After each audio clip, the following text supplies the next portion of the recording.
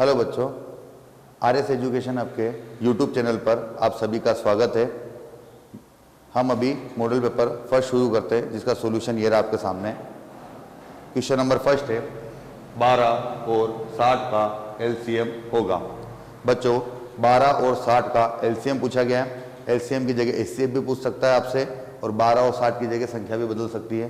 पर question number जो first है आपका, वो कुछ इसी टाइप से आपके पास आएगा।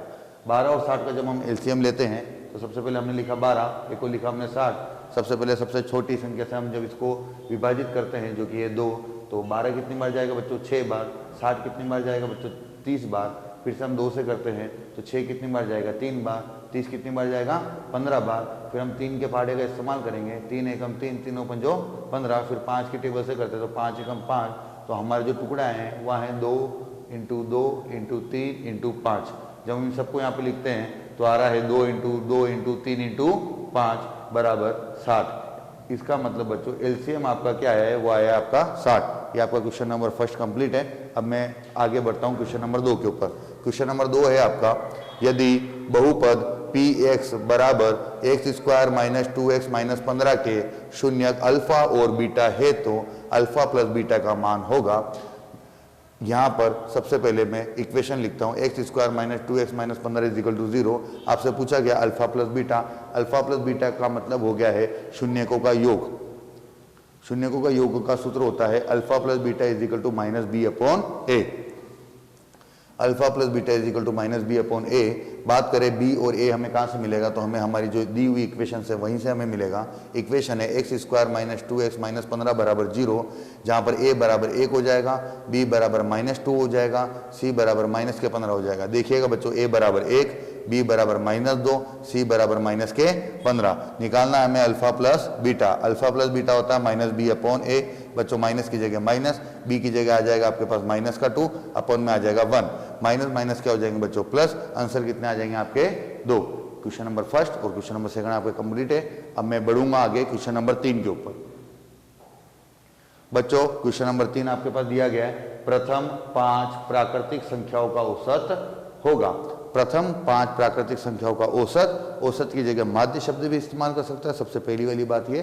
दूसरी बात ये है कि आपसे प्राकृतिक संख्याओं की जगह पूर्ण संख्या, सम संख्या तथा विषम संख्या कुछ भी चीज मेंशन कर सकता है। जो वो निकालने के लिए बोलेगा हमें वो निकालना पड़ेगा। माध्य = होता है राशियों का योग बटे राशियों की संख्या। राशियां कौन कौन सी है? प्रथम 5 प्राकृतिक संख्या बच्चों कौन सी होती है? 1 + 2 + 3 + 4 + 5। टोटल संख्या कितनी बच्चों? 5/5 बराबर, इन सबको जोड़ते तो 15 आते हैं। 15/5, 5 या 15। तो इनका जो माध्य वो बच्चों कितना आया है? 3। क्वेश्चन नंबर अगला है बच्चों, मूल बिंदुओं का निर्देशांक क्या होगा? हम सभी को पता है मूल बिंदु का जो निर्देशांक होता है वो होता है 0 और 0, जिसको हम किससे बताते हैं बच्चों? O से। तो O यहाँ पर आ जाएगा आपका 0 और 0। आगे क्वेश्चन नंबर 5। क्वेश्चन नंबर 5 है, यदि एपी का प्रथम पद 6 और सार्वंतर 3 हो तो एपी ज्ञात करनी है। प्रथम पद का मतलब होता है A, सार्वंतर का मतलब होता है D।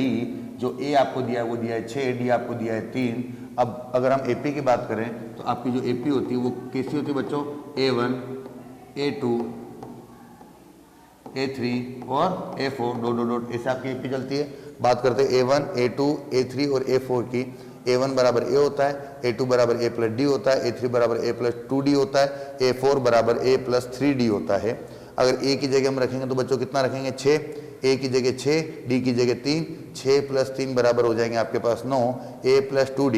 A की जगह रखेंगे 6, प्लस की जगह प्लस, 2 की जगह 2, D की जगह रखेंगे 3, 3 का 3, 3 दूनी 6, 6 और 6 बच्चों कितने हो जाएंगे? 12। आगे की बात करते हैं A4 बराबर होता है A + 3D। A की जगह रखेंगे 6, प्लस की जगह प्लस, 3 की जगह 3, D की जगह हम रखेंगे यहाँ से 3, 3 तिया कितने होते बच्चों? 9, 9 + 6 बराबर कितना हो गया आपके पास? 15। तो आपकी जो एपी आई है वो आई है 6, 9, 12, 15, अर्थात एपी बराबर 6, 9, 12, 15। ये वाला क्वेश्चन भी आपका कंप्लीट है। अब हम अगले क्वेश्चन की तरफ बढ़ेंगे। अगला क्वेश्चन है आपके पास क्वेश्चन नंबर 6। क्वेश्चन नंबर 6 के अंदर आपको दिया गया है, डी और ई क्रमशः त्रिभुज एबीसी की भुजा AB और AC के मध्य बिंदु हैं। डी और ई इस वाली लाइन के मध्य बिंदु हैं और BC बराबर 6 है। BC बराबर 6 है तो यदि DE समांतर है BE के, DE समांतर है BE के, तो DE की लंबाई ज्ञात करनी है। DE की लंबाई ज्ञात करनी है। जब ये मध्य बिंदु होता है तब हम सभी को पता है ये 6 है तो ये इसका आधा होता है, 6 है तो ये बताओ ये कितना हो जाएगा इसका आधा, 3, जिसका सोल्यूशन मैंने यहाँ पर लिख रखा, आप आराम से देख सकते हैं। आगे, यदि a बराबर 0 और b बराबर 6 और 8 बिंदु है तो a b का मध्य बिंदु ज्ञात करना है।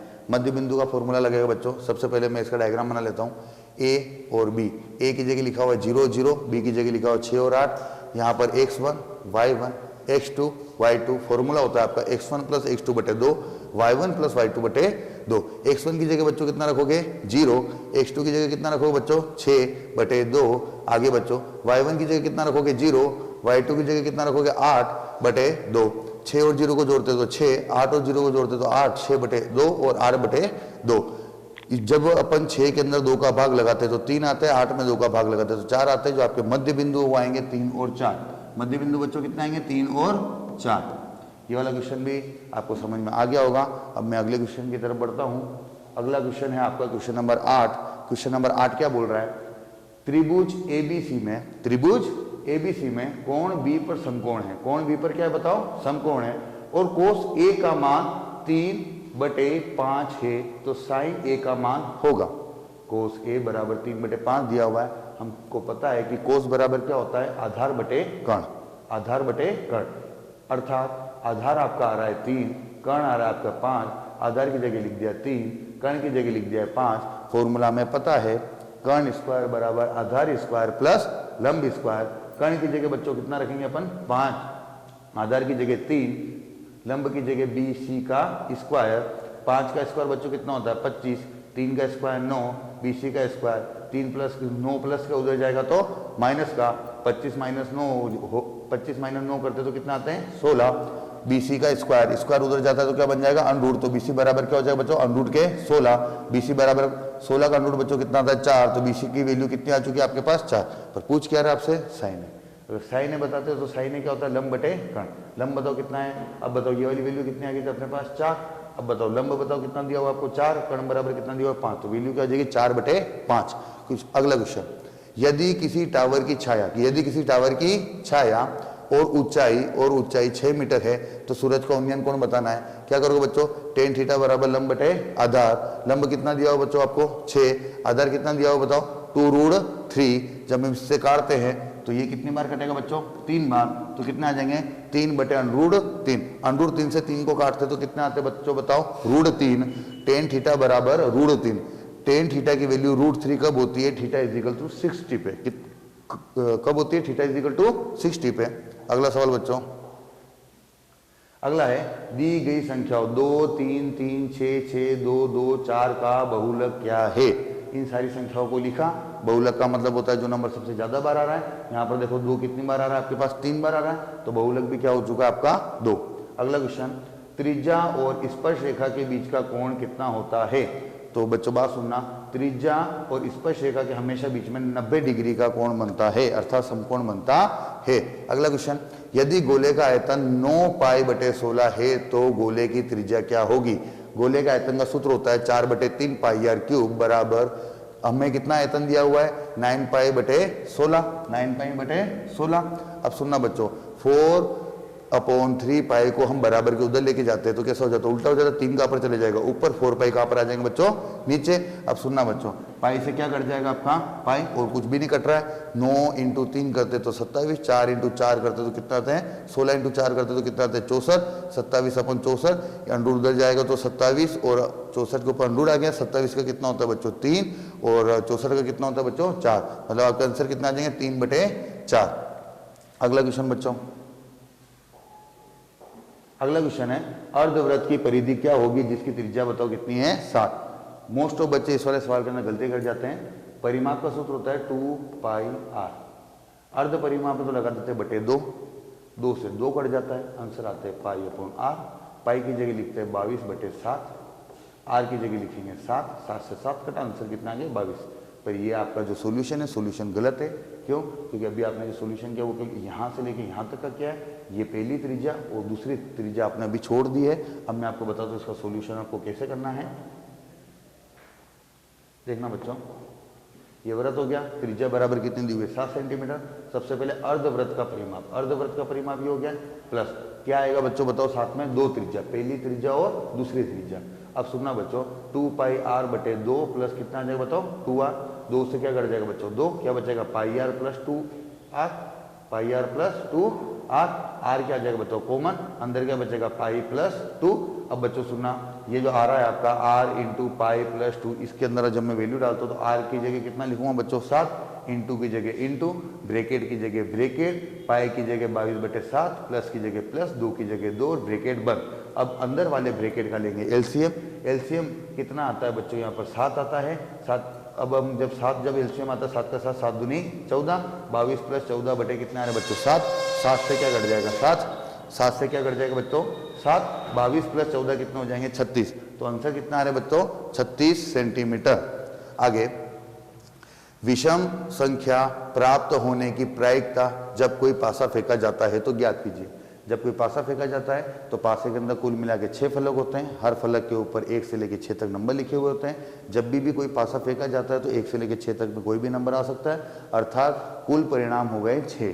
पर हमें कहा गया है कि विषम अंक आने की प्रायिकता क्या, तो विषम अंक इन 6 में से केवल 3 है, जो कि है 1, 3 और 5, अर्थात विषम संख्या कौन सी होगी 1, 3 और 5, अर्थात कुल नंबर बराबर 3 है, तो 3/6 बराबर कितना हो जाएंगे बताओ 1/2। अगला सवाल, अगला सवाल है बच्चों, यदि एपी का प्रथम पद 3 और सार्वंतर 5 है तो 11वां पद ज्ञात कीजिए। देखो बच्चों प्रथम पद मतलब ए बराबर कितना दिया हुआ आपको 3, सार्वंतर डी बराबर कितना दिया हुआ आपको 5, पद निकालना है, कौन सा पद निकालना है बच्चों 11वां पद। जो फॉर्मूला होता है वो फॉर्मूला आप यहाँ पर लगाओ। फॉर्मूला क्या होता है an = a + n - 1 × d, ए की जगह ए, एन की जगह बच्चों कितना लगाओगे 11, बराबर की जगह बराबर, ए की जगह बच्चों कितना आ जाएगा 3, प्लस की जगह प्लस, ब्रैकेट की जगह ब्रैकेट, एन की जगह कितना आ जाएंगे 11, माइनस की जगह माइनस, एक की जगह एक, ब्रैकेट बंद, डी की जगह बच्चों कितना आ जाएंगे 5, a11 = 3 प्लस 11 में से 1 जाता तो कितने बच्चे बताओ बच्चों 10, 10 × 5, 10 का मल्टीप्लाई जब 5 के साथ करते तो 50 आते हैं, 50 + 3 करते तो 53 आते, तो a11 की वैल्यू हो गई आपके पास 53। अगला सवाल बच्चों, आपके क्वेश्चन नंबर फर्स्ट के 15 के 15 एमसीक्यू कंप्लीट हो चुके हैं। अब मैं क्वेश्चन नंबर 2 के ऊपर आ रहा हूँ, जो है फिलअप रिक्त स्थानों की पूर्ति कीजिए। पहला है बच्चों, यदि पहला पद 3 और सार्वंतर 5 हो तो एपी के पहले 4 पद हैं। प्रथम पद 3 है, सार्वंतर हर बार 5 का आ रहा है, अर्थात 3 के अंदर 5 जोड़ते तो 8 आता है, 8 के अंदर फिर से 5 जोड़ेंगे तो बच्चों कितना आएंगे 13, 13 के अंदर फिर से 5 जोड़ेंगे तो कितना आएंगे 18, तो आंसर हो जाएगा आपका 3, 8, 13, 18।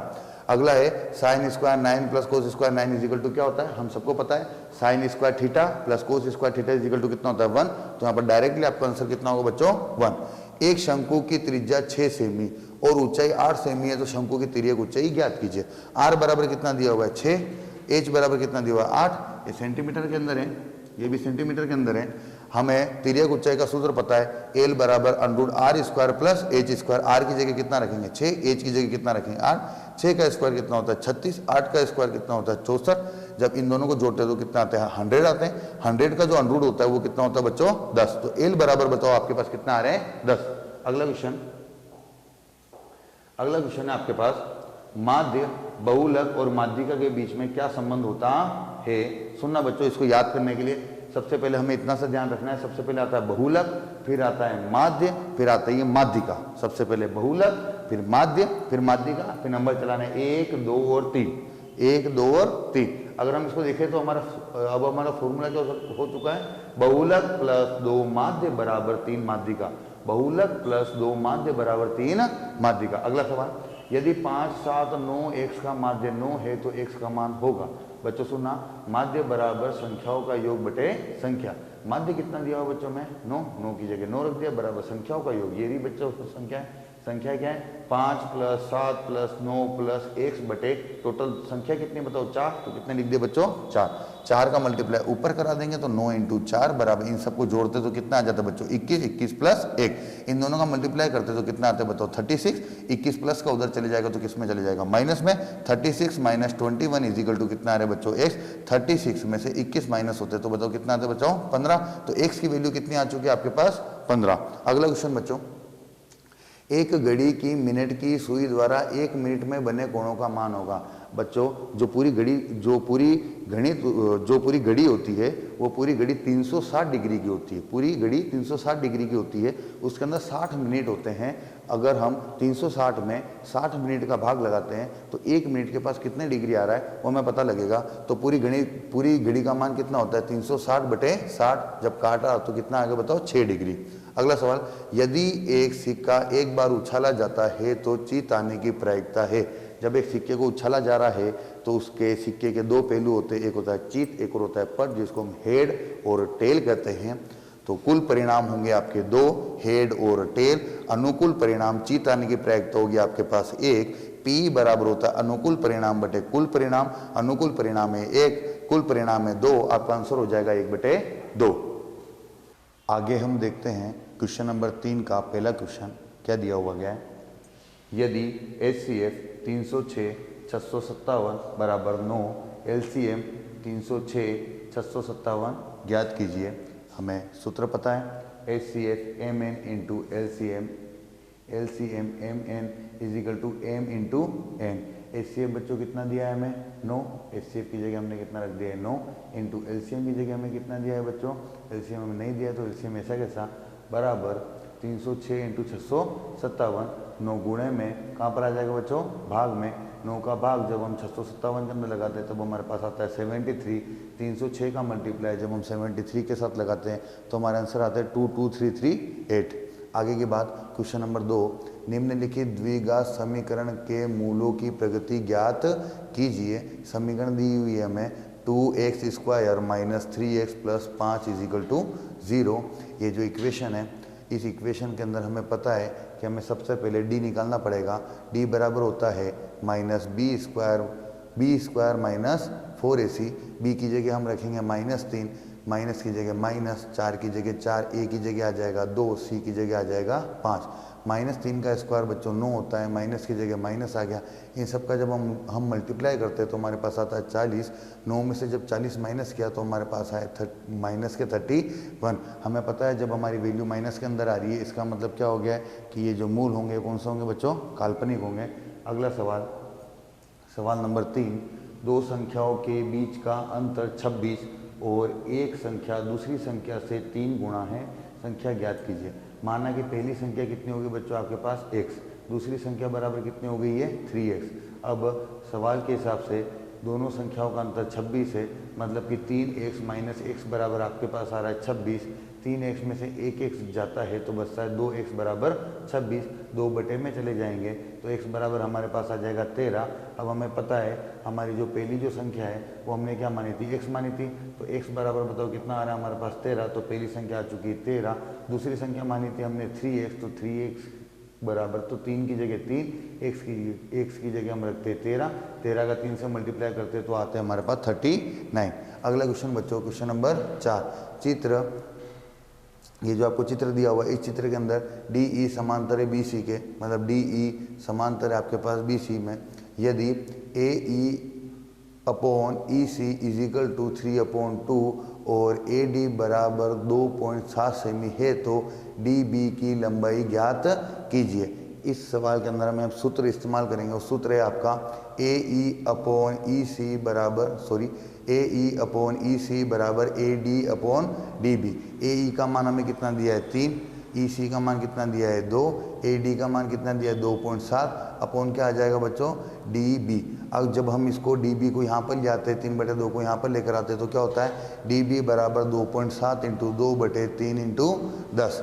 इन दोनों का मल्टीप्लाई करके और जब हम इसको सोल्व करते हैं तो हमारा आंसर कितना आता है 1.8 हमारा आंसर आते हैं। आगे का सवाल बच्चों, मूल बिंदु और 3 और 4 के बीच की दूरी ज्ञात कीजिए। तो बच्चों मूल बिंदु क्या आपके पास, मूल बिंदु के जो निर्देशांक होते हैं वो कितने होते हैं 0 और 0।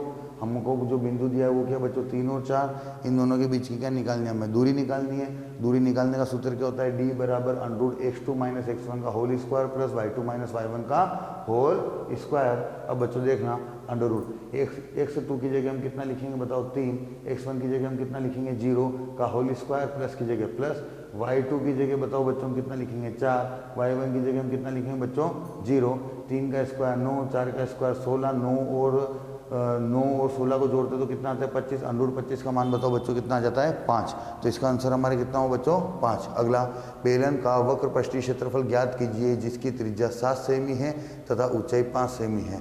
हमने बेलन लिया है, इसकी त्रिज्या 7 है तथा ऊंचाई कितनी आ रही है 5। हमें पूछा वक्र पृष्ठीय क्षेत्रफल, वक्र पृष्ठीय क्षेत्रफल का सूत्र होता है 2 पाई आर एच। 2 की जगह बच्चों 2, पाई की जगह 22/7, आर की जगह 7 और एच की जगह कितना लिखा बच्चों 5। 7 से 7 कट जाएगा और जब इनका मल्टीप्लाई करते हैं तब हमारे पास आता है 220 सेंटीमीटर स्क्वायर। अगला क्वेश्चन बच्चों, क्वेश्चन नंबर 7, 6 सेमी त्रिज्या वाले एक वृत्त के त्रिज्य खंड का क्षेत्रफल ज्ञात कीजिए यदि त्रिज्य खंड का कोण 60 डिग्री है। तो त्रिज्य खंड का क्षेत्रफल का सूत्र होता है pi R square into theta upon 360। Pi की जगह पाई, आर की जगह 6 स्क्वायर इंटू थीटा की जगह 60 और 360 की जगह 360। बच्चों जीरो से क्या कटेगा 0, 6 एकम 6, चतुरंग 36। यहाँ पर क्या आ रहा है हमारे पास पाई इंटू 6 का स्क्वायर मतलब 6 इंटू 6। इसको क्या लिखेंगे बच्चों बताओ 1/6। 6 से क्या कटा 6। आंसर कितना आ रहा है बताओ आपके पास 6 पाई। आंसर कितना आ रहा है बच्चों आपके पास 6 पाई। आगे, यदि गोले का व्यास 14 सेमी है तो गोले का आयतन ज्ञात करें। यहाँ पर हमें बच्चों गोले का व्यास दिया गया है, व्यास का मतलब होता है 2r बराबर कितना दिया हुआ है हमें 14, तो r कितनी आ जाएगी हमारे पास 7। गोले का आयतन का सूत्र क्या होता है 4/3 पाई आर क्यूब। 4/3 की जगह 4/3, 22/7 की जगह 22/7, आर क्यूब है मतलब 7 को कितनी बार लिखेंगे हम 3 बार। जब हम इसका सोल्यूशन करते हैं तब हमारे पास आंसर आता है 1437.33। आई बात बच्चों आज समझ में। अगला क्वेश्चन नंबर 9, जमीन पर एक बिंदु से जो टावर के आधार से h मीटर ऊंचा हो, h मीटर दूर है, तो टावर के आधार से 1 मीटर दूर है तो टावर के शीर्ष का उन्नयन कोण 60 डिग्री पाया जाता है। तो सीधे खड़े टावर की ऊंचाई ज्ञात कीजिए। अब सीधे खड़े टावर की ऊंचाई ज्ञात करेंगे, सबसे पहले हम क्या लेंगे टेन थीटा। टेन थीटा बराबर बताओ कितना होता है आपके पास h/b। टेन, अब यहाँ पर थीटा बराबर कितना दिया हमें 60। थीटा की जगह हमने लिख दिया 60, h की जगह h आ रहा है, अपोन में क्या आ जाएगा 15। टेन 60 की वैल्यू कितनी होती है √3। 15 का मल्टीप्लाई इधर हो जाएगा तो h बराबर कितना आ जाएगा 15√3। अगला क्वेश्चन बच्चों, अगला क्वेश्चन दिया गया आपके पास, जब h मीटर ऊंचे खंबे की छाया √3 h मीटर लंबी हो तो सूरज का उन्नयन कोण होगा। ये बताओ बच्चों ये क्या हो गया आपका डायग्राम। यहाँ पर आपकी ऊंचाई कितनी हो गई h, आधार कितना हो गया √3h। अब फॉर्मूला लगाएंगे टेन थीटा का। टेन थीटा बराबर होता है h/b। टेन थीटा बराबर h की जगह क्या रखेंगे बच्चों h अपॉन b की जगह क्या लिखेंगे √3h। h से क्या कट जाएगा बच्चों h कितना आ रहा है बताओ 1/√3। टेन थीटा की वैल्यू 1/√3 कब होती है जब थीटा बराबर बताओ कितना होता है आपके पास 30। क्वेश्चन नंबर अगला,